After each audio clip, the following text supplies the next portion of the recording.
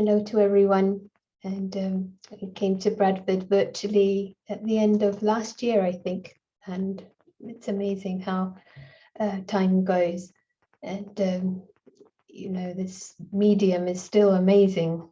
So I really appreciate this opportunity. And I just really want to share what I found to be immensely helpful and enjoyable and connected to spirituality, but it just seems practical. And people keep saying they should teach this in schools. And I think it's happening in a step-by-step way. It's going in that direction because we want to enjoy this life and have a good quality of life. But when we need the tools to manage our mind, at least that's I can say from my experience. So maybe before we start, I'd like to just invite you to think about the topic and what it means to you, and then at the end we can come back to the subject and see what other insights and thoughts come up. So for this moment, just consider what the feeling is when we feel we are really enjoying life, and the feeling of being in a natural balance. When we're playing a game, we're in harmony, we understand what is happening around. And we are playing as well.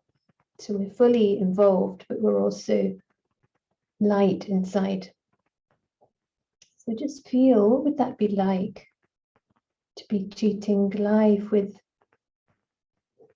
the honor it deserves, but also feeling stable and light inside.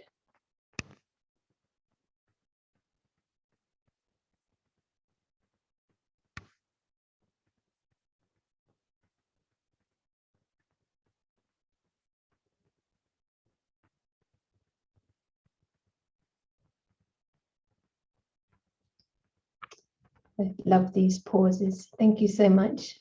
And sometimes it's nice to write things down. I even right now I have a piece of paper and pen because ideas come up. And I'm going to use images because, as the introduction might have indicated, I'm a visual person with a visual background, and I find it just image speaks 1,000 words.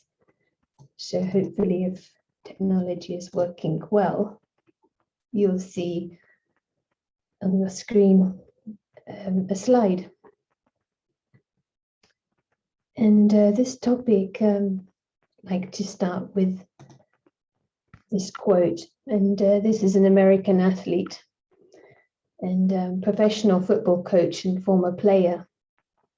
Do you know what my favorite part of the game is? Opportunity to play. And like this spirit, opportunity to play this game of life. This one is a bit intriguing, just to warm us up. The eye sees only what the mind is prepared to comprehend. It's Henry Louis Bergson was a French philosopher. So what does it mean in the context of the game of life? It's like, in a way, it's a perspective, isn't it? I can choose to see life as a war, or I can choose, it's a challenge, or it's a game, or it's a competition, and how we feel about, our life. And what can we comprehend? Can I comprehend that this life is meant to be very light and enjoyable? And that's what we want to explore, really, just to give an overview. The aim in this 1 hour, I would like to share first, using a model from science, what our natural nature is and what we have lost in our natural nature of being light and how we can regain it. So there's three things we'd like to share today. So the natural nature, to begin with, we are going to use science and just understand the simple things about the brain. And in this, we're just seeing the left hemisphere or the left brain and the right brain. And it's very interesting because as an organ, it's about making connections.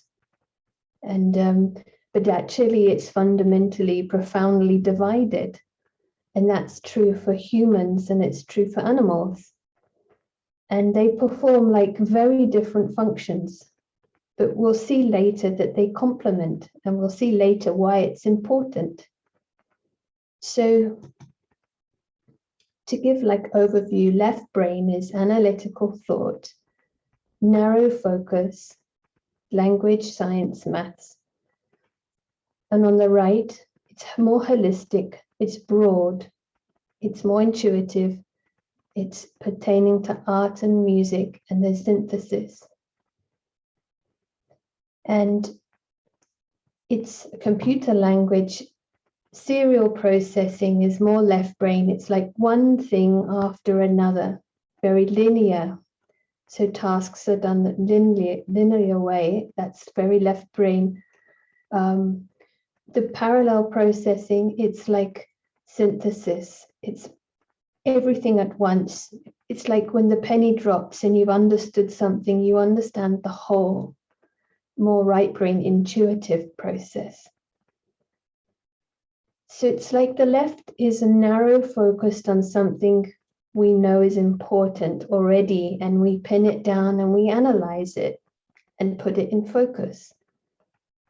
The right is a broad awareness, and we may not commit, we may not know what that is, but we need it to make connections in the world. So these two work well. I hope it's clear, and if any time I can see the chat, if you have a question, feel free. To explain it, I would like to take the example of a bird. And this bird is doing lots of things at the same time. When you watch birds in the garden, they are like keeping so much in their awareness. So at the same time, it is using, you might say, the left side of the brain, and it's finding the seed and discerning it from the grit and the pebbles, focusing narrowly and clearly on what is good for it to eat. So that's like the left hemisphere. But at the same time, it's also, to stay alive, it needs to have an overview. So it's understanding the backdrop of where it is. And it includes looking out for predators, but also its friends and whatever else is going on. So you can see these two things are quite different. One is so detailed and focused, but the other is a field of awareness. And both are important. And I think it's fascinating to start to realize this, that these two things are happening in human beings and in animals, and that they are necessary and complementary for life, but also for survival. And when we feel healthy, it's like the balance, unlike this computer that appears to have lost balance and crashed. I hope you can still hear me. But the image was of a bird. It's like the bird which is flying has two wings. It needs both wings. And that is like flying well. But if the bird just has one wing, it doesn't fly. It cannot fly at all, actually. And so if you're in your mind, because it's nice to use the mind rather than focusing on having to have the external image, you can see the bird in flight. and two wings of the bird. And that is like a very, very balanced. And Einstein said that science without religion is lame. So that's like science is maybe a bit more on the left side, if you like. And religion, it's maybe a little bit more on the right side. So he's saying we need both. Science without religion is lame, but also religion without science is blind. So, you know, it's nice to see. Often Einstein is quoted as being quite balanced. I'm just going to pause for a moment, see if we can recover this before we continue.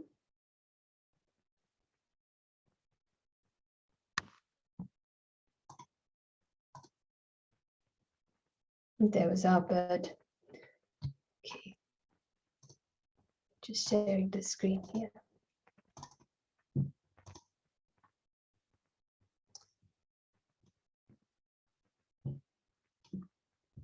So in terms of balance, if we think of ourselves as being the capacity to fly and have balance and have both are needed, but we've got both.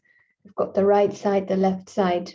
We've got the reason, usually attributed to left side. We've got intuition and creativity to the right. When are we using both? What would you say when we're in balance in our lives? If you want to share in the chat, something to reflect on. And there may be many answers to this. In your own life, when you feel you're using all your skills to their capacity, and sometimes people say they feel in the flow, you know, and it's such a pleasant feeling when you're using all your skills.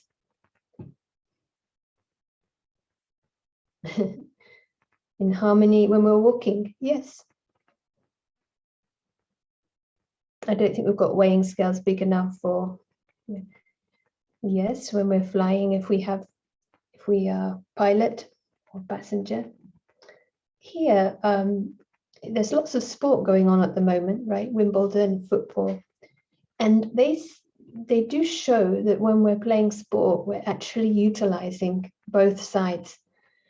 And let's have a look a little bit further at this. So we have the game going on, and this involves left brain functions, such as we want to win, right? And we have a goal, very clear, and we have skills which we're fully using, and we are serious to win.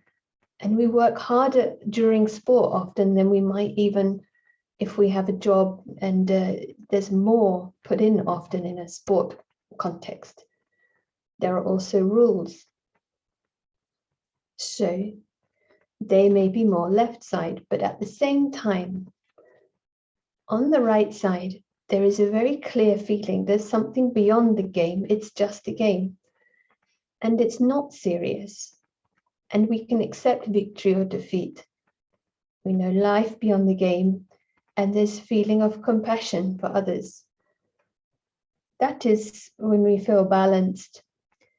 And what is fascinating is that if we are balanced, actually the right brain complements, helps the left brain, because it allows you to focus and play the game. If I'm too serious, if this left side has got too heavy, then we lose the context. And instead of a game, it becomes more like a war. And we lose the feeling of the honor of the other players, and we cannot lose. Which doesn't make sense in a game because it's part of the game.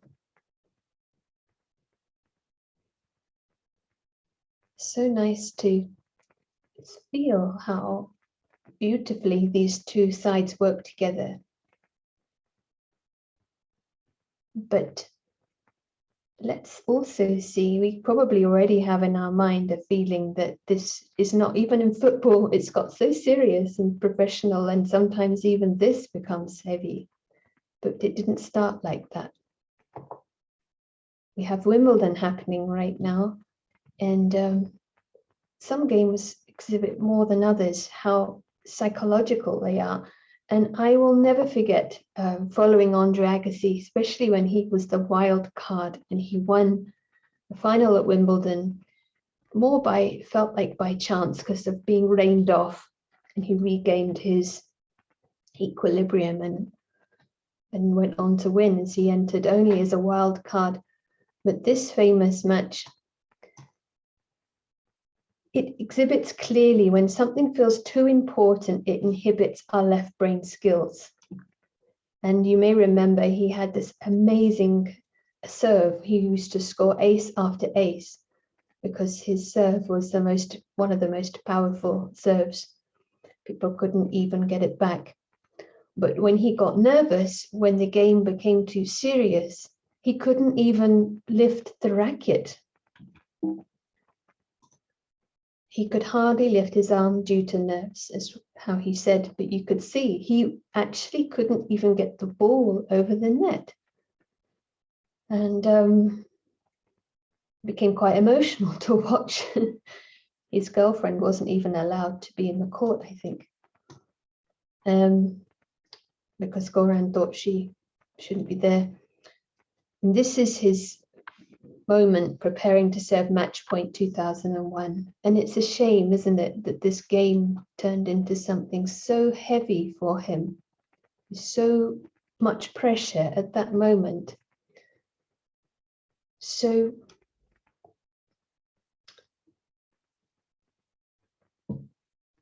any comments you have, feel free. Yes, 2001, some tennis fans here. So if we see like this right brain, it's just a game, it's fun, accepting victory or defeat, knowing beyond the game, need to be there in order to play the game to win, to use our skills and work hard, follow rules. So the question is, are we in balance? Do you feel that as a society we are balanced? And this subject was like it created session after session with university students. They would love to talk about this because especially any university, but in Cambridge, it's accentuated how heavy and serious the studies can get in the atmosphere. But those who played sport were actually often more able to get balance, but not that it's necessary to play sport, but just to get space and to take a step back and to get the bigger picture and see the context and have a break and see that it is not a life or death situation.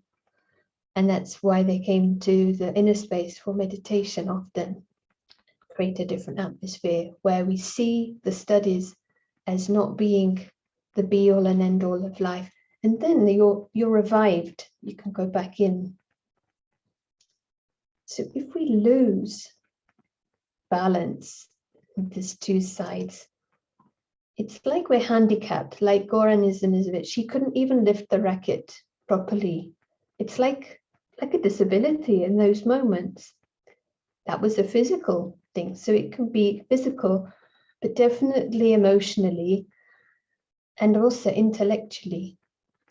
It's like they call it pathological narrowing of the perspective if we haven't got this broader view to come back to. And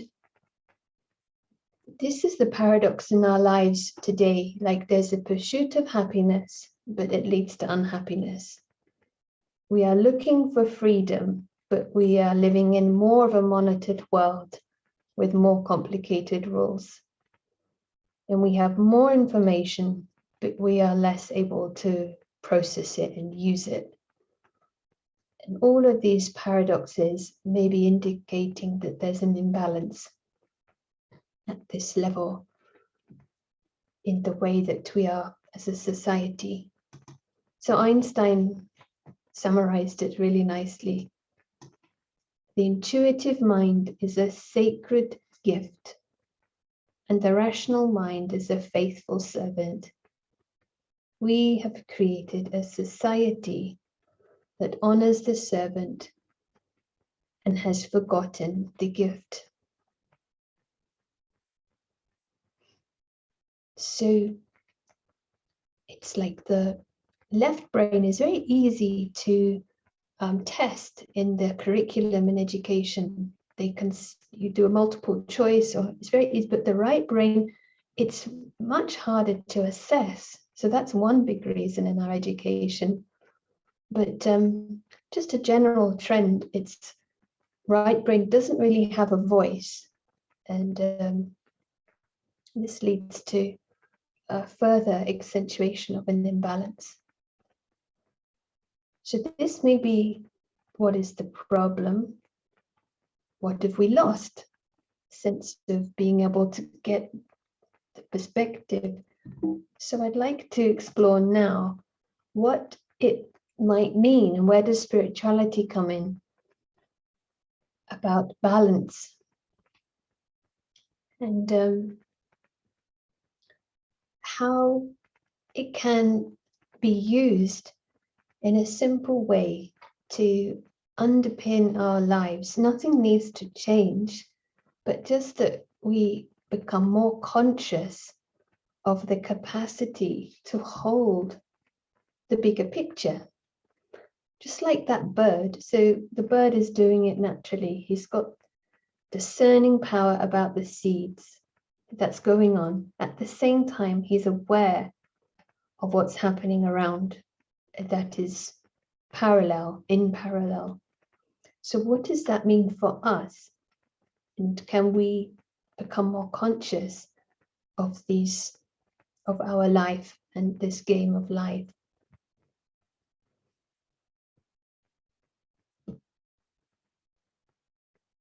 Yes, I'm just looking at the comments. The servant mind is not helpful. She's saying, I'm confused.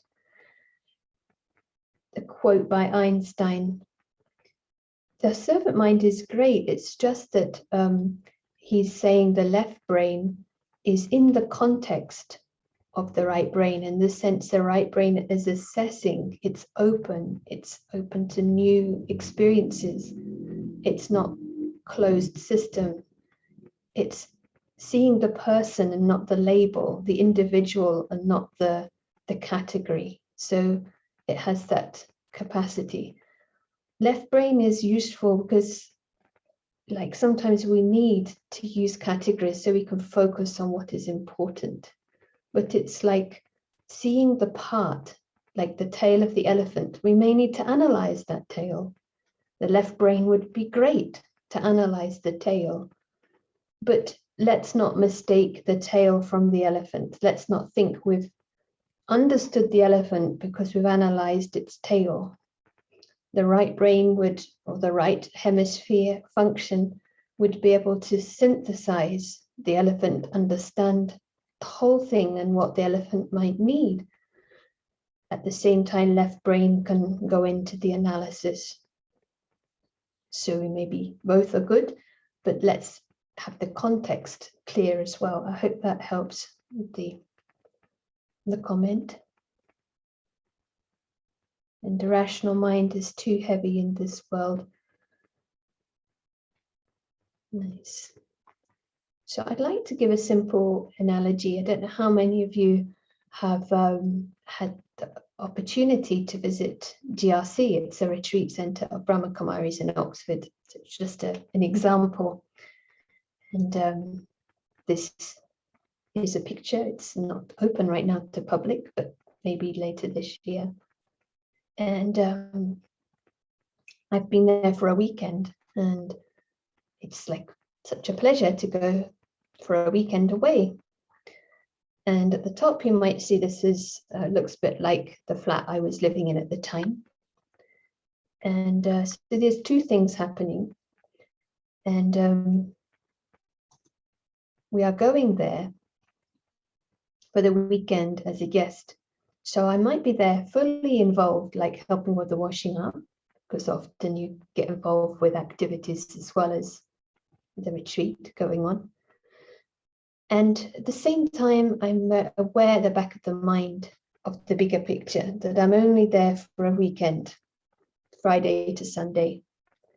And that makes the whole thing quite enjoyable, because there's nothing like getting your wheelie trolley and unpacking and having your room, which is all made just for you, and using the facilities.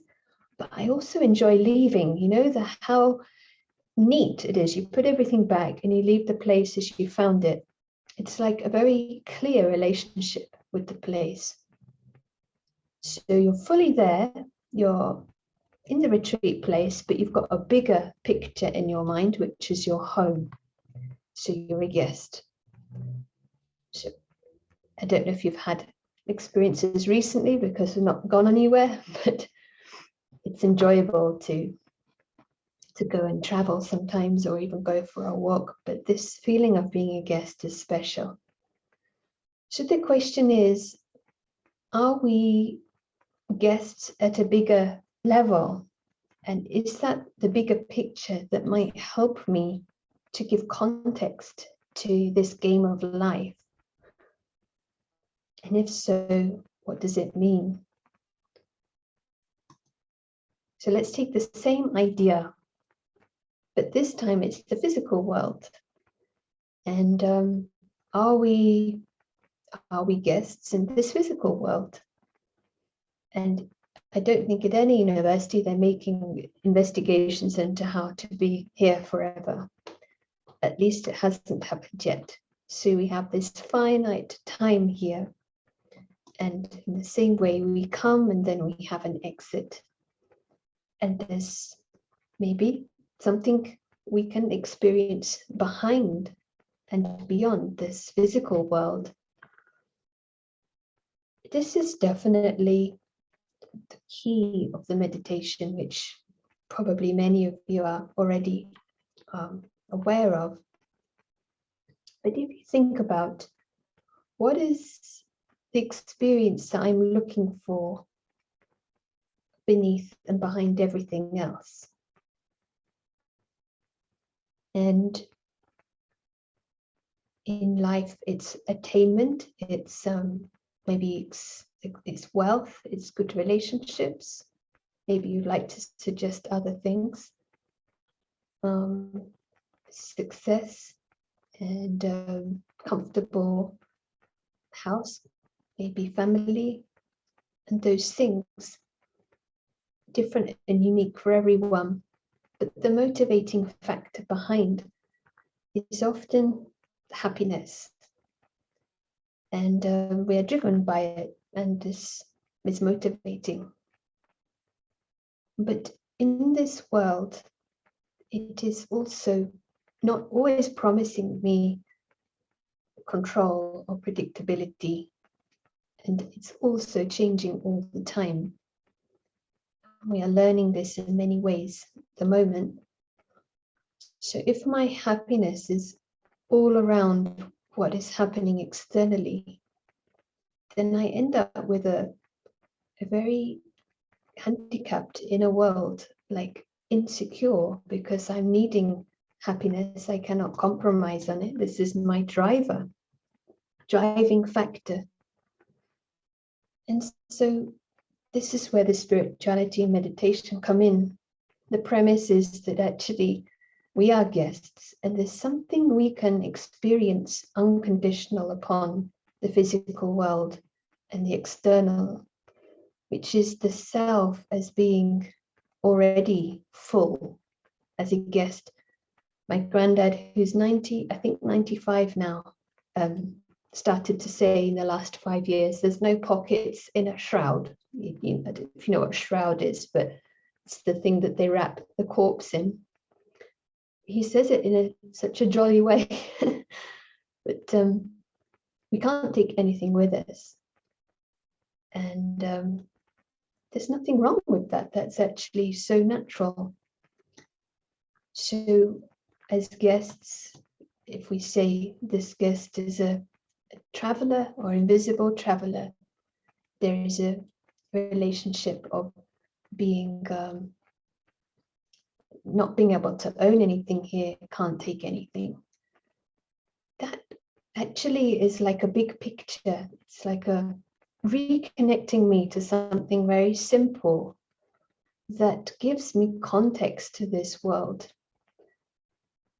This guest in this meditation experience, we say, has a home or has something behind and before the physical world, which is experienced as being peaceful. So one is happiness, the joy from within, not from outside. The second is peace. I walk by the river every morning, and sometimes it is so still in the morning. And there's one scene recently where there was no movement anywhere, and it appeared serene and beautiful. And a bit later on, the weather picked up. Those moments are fleeting in the physical world. That's why they appear beautiful, I think. This world doesn't promise stillness and silence. In the UK, it's a lot quieter than in some countries. You go to India, it's like there's hardly silence, which is amazing. But we almost feel like within there's a reference point for peace and silence. Physical world doesn't promise it. But if we take a bigger view and consider a bigger map, we can experiment in our meditation and see that there is a space beyond and behind the physical world as a guest, that we are beings of peace. That is our nature, and we can give ourselves space to experience our context and see ourselves as being travelers here. Then when we come, there are less demands that this world should provide me with this peace, the neighbor should be quiet, family should be quiet, and happiness, that things have to go my way for my fulfillment. We'll build on this a little more, but I hope it's making sense for you at the moment. The other thing we want to understand is this identity. Who is this player? Who is the one who is playing this game of life? Can we get a bigger picture about that as well? Who is this guest? What does it mean? I'd like to share. You recognize the late Sean Connery, and he is the actor. He had an amazing life. I think he was a milkman for some time and very unlikely Hollywood film star. So he had his world, and he had his family and neighborhood and friends and connections.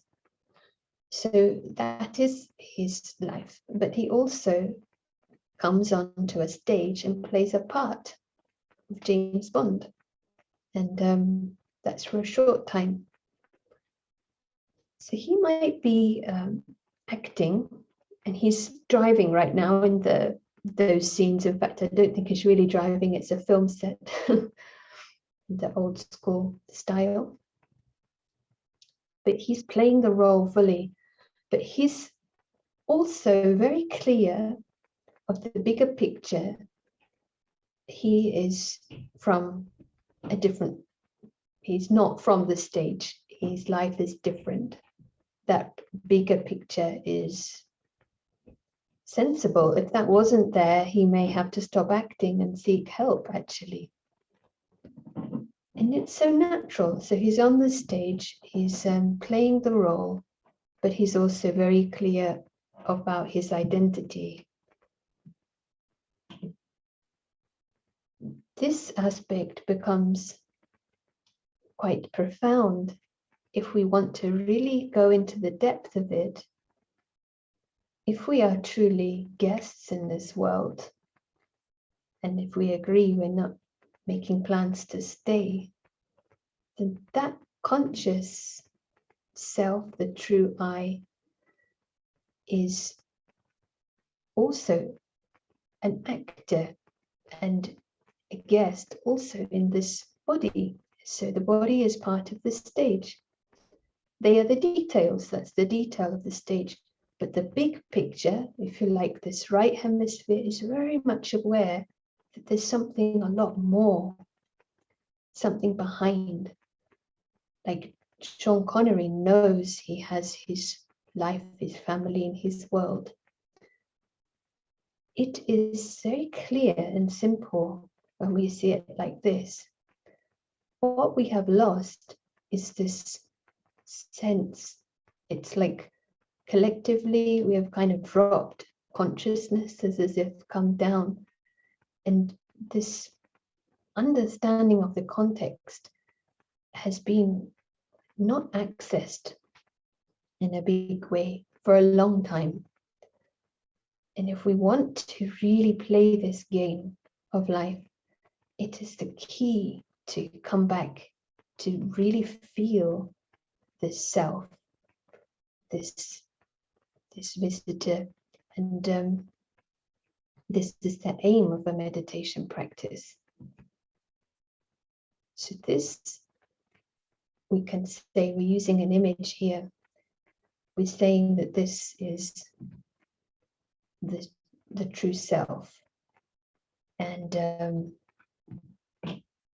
the true self is an actor, non-physical, using an image of a star, which is a point of light or conscious living energy, and is associated with the physical costume, the body, and that is a role.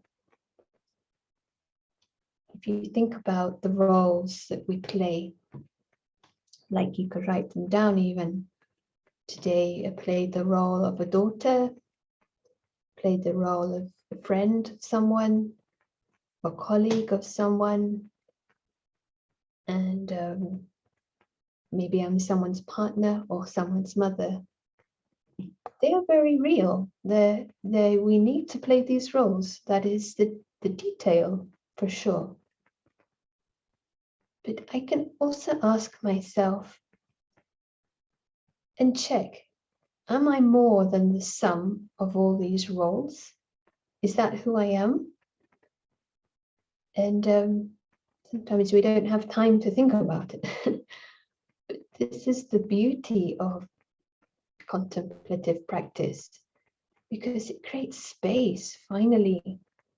Otherwise, if we try to stop, like we create a minute right now, and I say, I'd like to experience peace, please. Okay. Even 10 seconds. What happens in the mind? Let's try it, 10 seconds.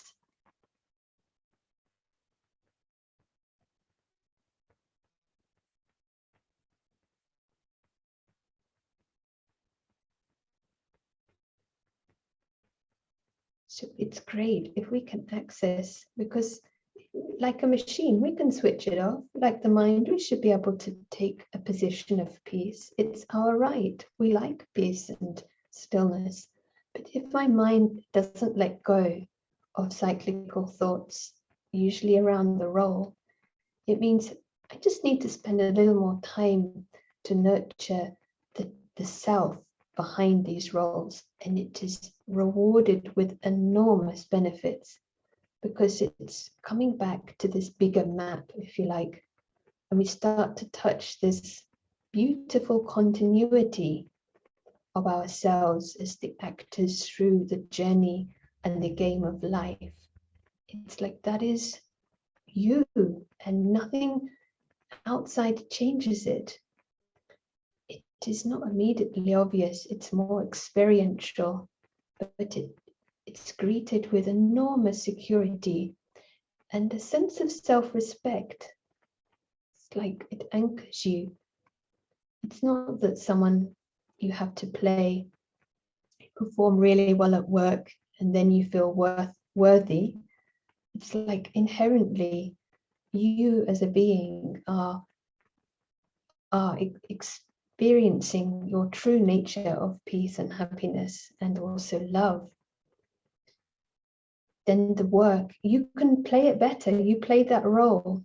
Imagine if you are less intense about the role at work, then you're able to see, you can take a step back.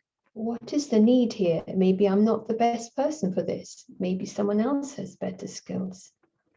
You're able to survey what is the best thing. We don't take things personally when we're able to step back from our roles. We can take feedback and apply it if it's necessary without getting hurt. But enormous benefit is being able to experience loveful feelings for others, not conditional upon their role. Because we are connected to our own worthiness, then we are sort of feeling sweetness about others. And this leads to a very, in a way, radical thing, that everyone is worthy of love because we are from this same home. It's an experiment, but let's see how it improves even my performance, if that is my aim at this stage, to be able to concentrate and to be able to apply myself in the best way. This perspective and space that gets created from being beyond the roles and being the actor really opens that up. I'd like to just address one more thing in this exploration, and that is the questions that come often. It sounds nice and it's a great philosophy, or maybe it's not, but it's some ideas.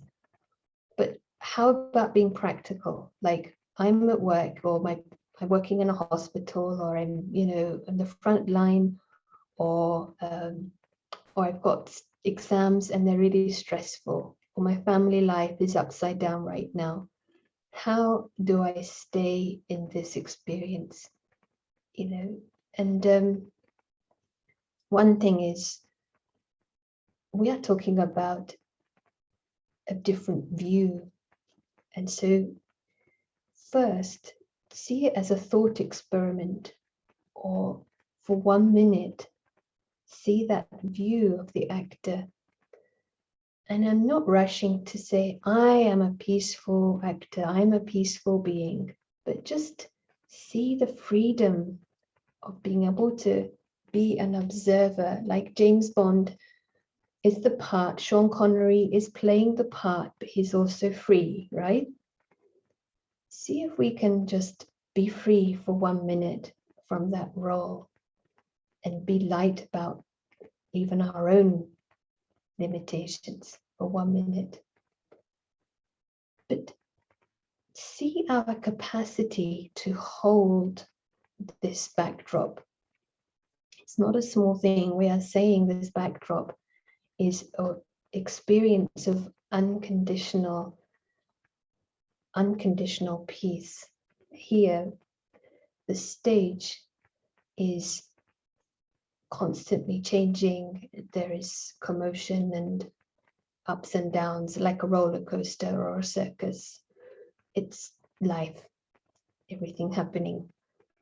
But behind, I can experiment with this view, that I'm seeing it from above, seeing that stage as small. Even for a minute, let me see this physical world as a stage, see it as small. It opens up. We can use the image of a sky as this experience behind.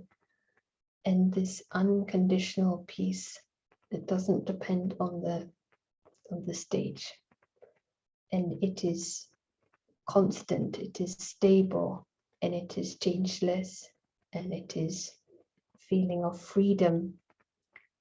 Nothing can change it. We are playing with a model.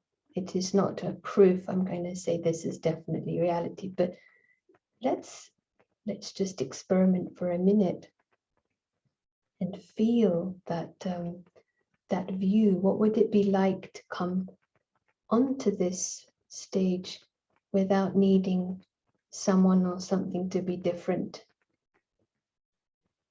The guest, actor, they are emotionally free. The guest especially has appreciation of things being and feeling like a gift. And this moment is a gift. And this next moment is another gift. When we have the bigger picture, it's easier to feel those things. The final aspect I want to bring up, and this is a real example, but I'm showing a cartoon, and this is Eva, and she's Spanish, and she's from Zaragoza, if I'm pronouncing correctly, and that's her home. And she comes to Cambridge, and she wants to study English. So there are lots of, before lockdown at least, language courses, probably still some.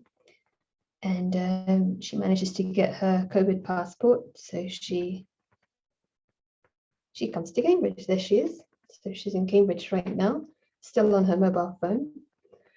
So she is involved in her crash course in English, and it is intense, 2 weeks. And she's in the language school and going through the syllabus with her teacher and socializing and doing what she can with the mask. So she's in Cambridge, and she may be totally involved in what she's doing. That's like the left side, the brain. At the same time, she doesn't forget who she is and where she's from. She's from Zaragoza, and she has family there, and she's going to go back sometime, 2 weeks, 2 months, even 2 years. But she doesn't forget her home and her friends, but yet she's fully involved in Cambridge. So what happens is, even if it's not like a mantra trying to remember, it's just something that happens. Maybe for an hour she's absorbed in her English. She's not consciously thinking about her home, but the moment she stops what she's doing, it comes back to her like an automatic feeling. This is how we can be in this world, that very clear that we are visiting here.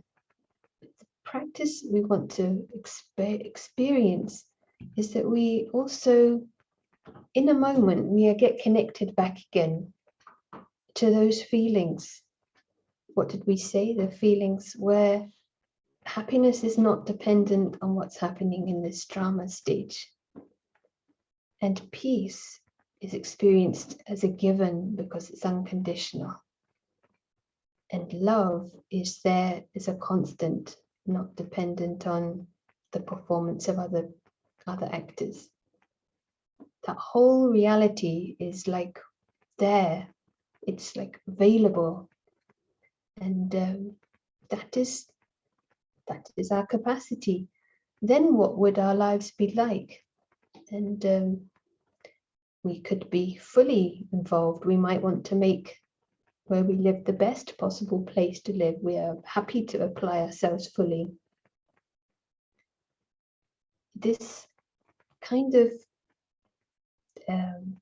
model helps us to grasp the paradoxes which can come with spirituality, because often it's said that we should be detached but loving. So here we are saying we are fully on the stage, but we are not loving the James Bond. We are acknowledging and respecting Sean Connery. Just like if we're in a Cinderella story, we are not loving Cinderella.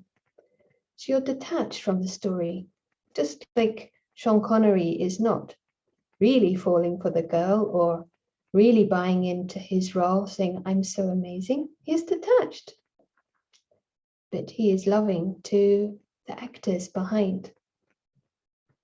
This really helps to clarify how we can be introverted.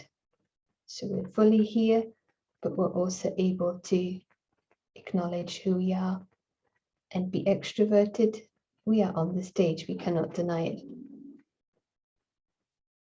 And these things are going on in parallel. So this is why I wanted to share this today, because whatever we can do to help nourish our balance, it will only bring a better quality of life. So to summarize this, if we want to experiment, we can play with the security behind and beyond the story of life. And thus we experience our true peace and the true feeling of love that we have for others, but also love that they have for us as these true beings, not Cinderella, and feeling of joy, which is not going to be taken away because of something in this story. Then we are able to be here fully, but also free, otherwise known as detached involvement, and that is natural. And then we experience acceptance about the story and appreciation. So the being can stay in bliss, can stay really free. And this capacity, we actually can play the best possible game. And we can play with virtue, can play like with true virtuous behavior, and we actually help others to do the same, because we see in them that they have a potential to be full of virtue, full of true love. That is their nature. We are more like celebrating that. And we know everyone is playing their own game and doing the best, but we have the option to support them. We have felt our own security and we can connect others to the same. So I wanted to share these thoughts. Still very much feel the subjects are almost like lifelong learning, and happy to have the opportunity to share today. Thank you. So we seem to be able to manage technology, and it would be lovely to hear any questions.